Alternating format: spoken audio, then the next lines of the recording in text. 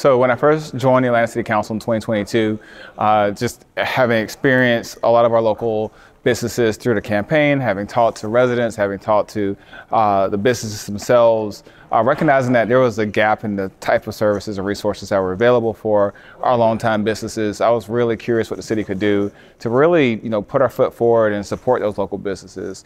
Los Angeles had just completed a legacy business program and got that off the ground, and I wanted to make sure that we were at the same level as LA and some of these other cities across the country. And so I introduced a resolution that essentially asked for Invest Atlanta to look into what other cities are doing across the country, what makes sense for Atlanta specifically. And it turned out that research had already been done by our Department of City Planning. And so they worked with a vendor to do that research on our behalf. And essentially, we incorporated their findings and their recommendations into the ordinance that we just passed today.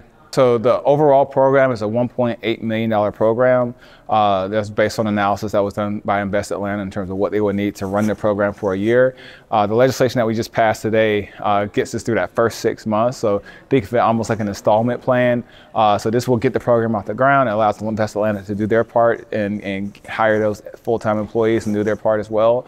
But we're going to revisit later this year, especially once we start seeing what our city's revenues and projections and things like that look like, so that we know that we can give another $900,000 to Invest Atlanta to support this work going forward. But this initial push is about $900,000 in total. $300,000 comes for the city from our general fund. An additional $600,000 comes from it's a reallocation of what Invest Atlanta has already received from the city. Big picture, the idea is to have grant opportunities for a lot of our legacy businesses. We have these great commercial improvement grant programs that tend to be oversubscribed. We have too many businesses applying for a very finite amount of money. This would be a specific pot of money specifically for the legacy businesses that we have as a city. When we work with the Department of Finance and looked at the Office of Revenue's data to see what businesses are out there that would qualify. It's about 500 businesses across the city, so a much smaller pool that are competing for that funding.